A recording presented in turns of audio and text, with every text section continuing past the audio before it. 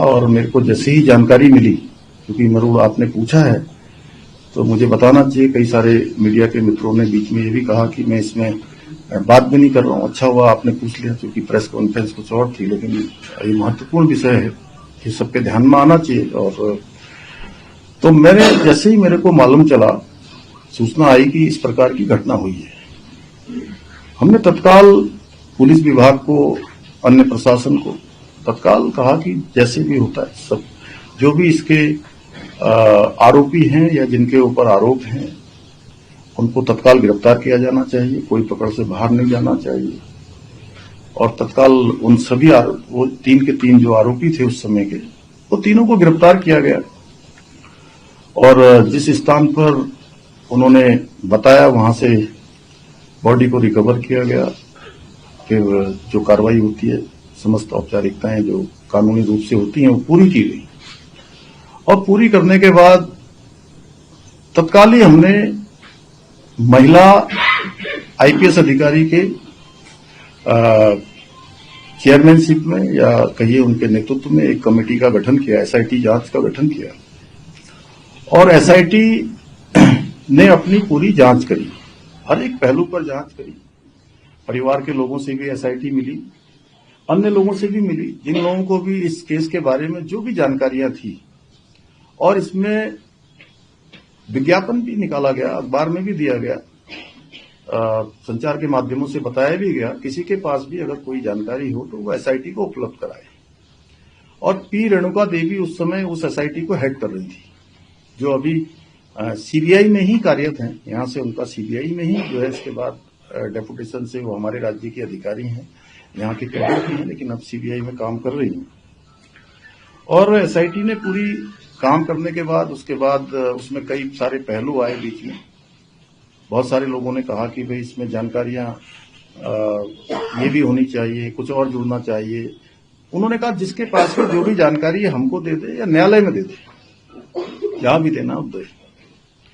अंततः लोग सीबीआई की जांच के लिए उस समय में न्यायालय में भी अर्जी लगाई गई, सुप्रीम कोर्ट, हाई कोर्ट, सभी लोगों ने उसको सुना। सुप्रीम कोर्ट ने भी, हाई कोर्ट ने भी, और जो सेशन कोर्ट है वहां पर इस पर लगातार कार्रवाई चलती रही। और जो मजबूत पैरवी थी, उसी मजबूत पैरवी का परिणाम था कि उन्हीं तीनों आरोपियों को आजीवन कैद की सजा सुनाई गई। अब इधर एक प्रकरण ये आया है कि ऑडियो एक आया है, और ऑडियो में उन्होंने कई लोगों के नाम लिए हैं अलग अलग प्रकार से।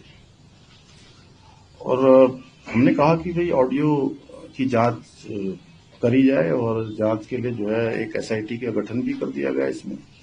और जिन लोगों ने ऑडियो पर बात की है उनसे भी बात करने का पुलिस ने प्रयास किया है।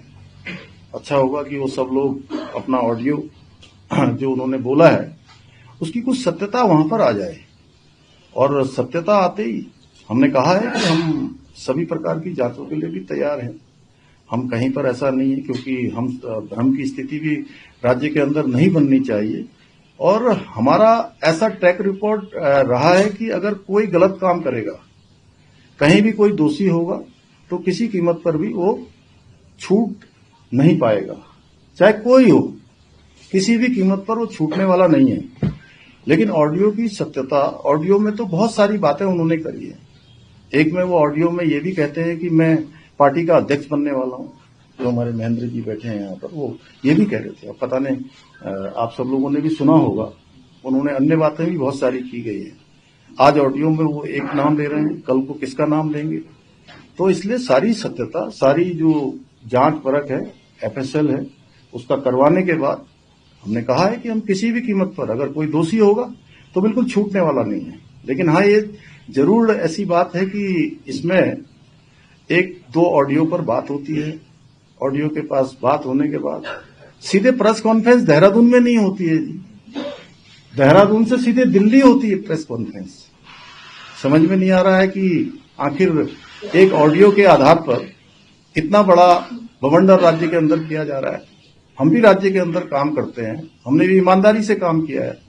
और कोई भी अगर किसी के पास भी कोई सबूत होगा तो मैं बिल्कुल आप सबके सामने स्पष्ट करना चाहता हूं कोई छूटने वाला नहीं है। हाँ, अगर देखिए हिंदुस्तान के अंदर उम्र कैद की सजा बहुत बड़ी सजा होती है, और किसी को उम्र कैद की सजा मिली हुई है, अगर कोई उसमें कोई और होता तो वो ऐसा नहीं हो सकता है कि वो उसका नाम नहीं बताते, उसका नाम जरूर बताते। और एक ऑडियो में वो आपस में बात करते हुए यह भी कह रहे हैं, एक में कह रहे हैं कि इसकी हत्या हुई है, बेटी के बारे में कहते हैं कि हत्या हुई है, और दूसरे में कहते हैं कि इसने आत्महत्या कर ली। अब इनकी कौन सी बातों को सच माना जाए? मैं तो आप ही लोगों से पूछता हूं, भाई आप ही लोगों में से कोई अगर किसी का कोई प्रश्न हो इस बारे में, तो एक में कहते हैं कि हत्या हुई है और दूसरे में खुद ही कहते हैं कि इसने आत्महत्या कर ली। अगर हम इनकी आत्महत्या की बात मान लें तो कहीं ऐसा तो नहीं कि न्यायालय में जाके इससे उनको इसका कहीं ना कहीं इस रूप में भी कोई जो है कोई षड्यंत्र तो नहीं चल रहा है? इतनी बड़ी सजा हो चुकी है, हम हर जांच के लिए तैयार। हमने कब मना किया कि हम कोई जांच नहीं करवाएंगे? सर एक सवाल ये भी है कि जो आप देख रहे हैं कि लोग सड़कों पर हैं, विरोध प्रदर्शन हो रहे हैं, और अब धीमे ही सही लेकिन बीजेपी के संगठन में भी आवाज उठ रही है कि जन भावनाओं का ख्याल रखना चाहिए। लोग सोशल मीडिया पर भी, अगर आप ही का नाम आ जाएगा तो क्या करेंगे कल? नहीं, पहले मुझे आप बताइए, आपका नाम आ जाएगा तो क्या करेंगे? अगर आपका नाम कह दे वो ऑडियो वाला तो क्या करेंगे बताइए पहले मुझे। इस विरोध को नहीं, अभी इस देखिए विरोध है, हम लोगों ने कहा है कि हम कोई चीज हम जांच करवा रहे हैं, एफएसएल के लिए बुला रहे हैं, अगर उनके पास सत्यता है, कोई बात है, तो भाई वो भाग रहे हैं ना, उनको हम ढूंढ रहे हैं। आपको पता है वो कहाँ है? आप ला दीजिए ना भाई साहब, प्लीज आप हमारी मदद कर दीजिए ना, राज्य की मदद कर दीजिए, प्रशासन की। क्या उनके पीछे कोई ऐसे लोग हैं जो पार्टी के अंदर है या उन्हें कौन बैकअप कर रहा है? इनका हौसला कैसे आ गया? अब देखिए ये तो सब जांच में ही स्पष्ट होगा, लेकिन हमारा तो ये कहना है कि भाई उनको आना चाहिए, उनको बिल्कुल इसके कारण से राज्य के अंदर इस प्रकार का माहौल बना है, तो उनको आकर इसका जवाब देना चाहिए, उनको बताना चाहिए कि आखिर किस आधार पर उन्होंने कहा है। और जो भी होगा, चूंकि जांच चल रही है, तो देखिए बहुत दिनों तक ये मामला, ये जो धुंध लगी है, धुंध छटेगी, और धुंध छटने के बाद निश्चित रूप से बादल हटेंगे, कोहरा छटेगा और सूरज निकलेगा, साफ सफाई होगा। आप कोई संस्तुति करने जा रहे हैं या एसआईटी पर ही आप लोग अभी वो रहेंगे? ये बात तो मैं सबसे लास्ट में बताऊंगा आप लोगों का। और कोई प्रश्न हो तो पहले पूछ लीजिए। भाभी जी मेरा सवाल है, गांव के विकास को लेकर योजना के बारे में काम किया आपने, आपको 11 साल सरकार को लाने क्यों लगा दी? बहुत पहले वाले जी विकास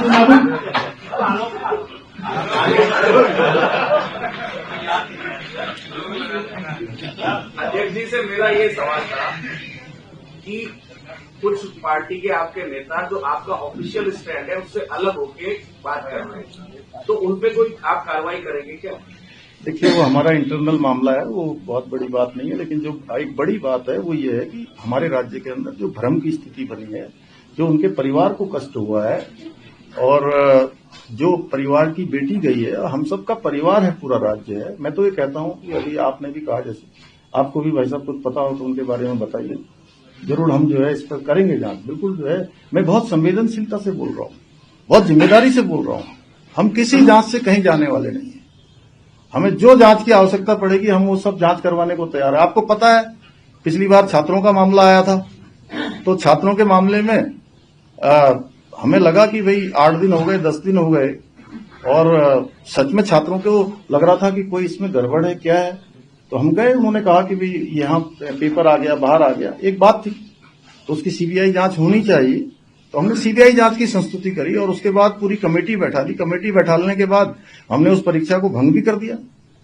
इसमें भी अब जिन्होंने शिकायत करी है, उस अगर उनकी मंशा अगर साफ है, वो न्याय दिलाना चाहते हैं, हम भी न्याय दिलाना चाहते हैं। हमारी बेटी है, हमने न्याय के लिए ही उसके लिए इतना संघर्ष किया कि एक दिन भी आरोपी तीनों के तीनों जेल से बाहर नहीं आ पाए, एक दिन भी जेल से बाहर नहीं आए। उम्र कैद की सजा हो रही है। अगर मान लिया जाए कि यहां पर महेंद्र भट्ट जी हैं, ये हमारे महामंत्री हैं, अगर ये किसी आरोप में दोषी होंगे और जेल ये चले जाएं, प्रभारी जी हमारे, बताइए मुझे, तो अगर ये जेल जा रहे होंगे, सजा हो रही होगी, तो क्या इनका नाम नहीं बताएंगे? उन तीनों ने नाम बताना चाहिए था। लेकिन उसके बावजूद भी ये प्रकरण आया है, बहुत गंभीर प्रकरण है। मुझे लगता है कि आप लोगों को क्या ये नहीं लगता कि भाई एक नाम बोल दिया ऑडियो से, ऐसा ही ऑडियो पेपर लीक के मामले में भी हुआ था।